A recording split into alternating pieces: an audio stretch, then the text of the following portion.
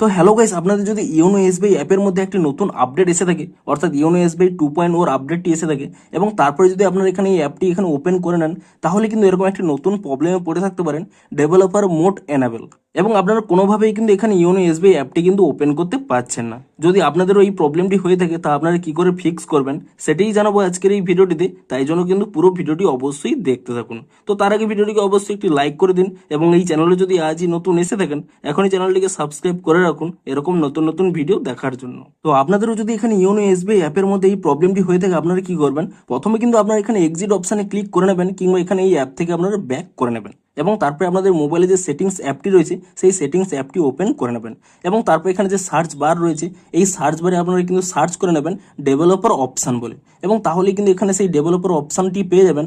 আপনারা কিন্তু এই অপশানে ক্লিক করে নেবেন, এবং তাহলেই দেখুন এখানে আপনাদের কিন্তু ডেভেলপার অপশানটি এখানে অন রয়েছে। আপনারা কি করবেন, এখানে কিন্তু অফ করে নেবেন।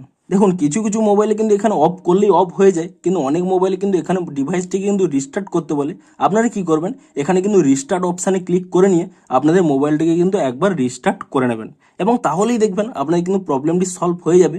এরপরে যদি আপনারা এখানে ইওনো এসবিআই অ্যাপটিকে ওপেন করে নেন, তাহলেই দেখবেন এখানে কিন্তু অ্যাপটি ওপেন হয়ে যাবে, কোনো প্রবলেম হবে না। তো এভাবেই কিন্তু আপনারা এই প্রবলেমটিকে ফিক্স করতে পারবেন। তো ভিডিওটি যদি একটু হেল্পফুল বলে মনে হয়, অবশ্যই একটি লাইক করে দিন। দেখা হচ্ছে আরো কোনো ইন্টারেস্টিং ভিডিওর সাথে। Thanks for watching.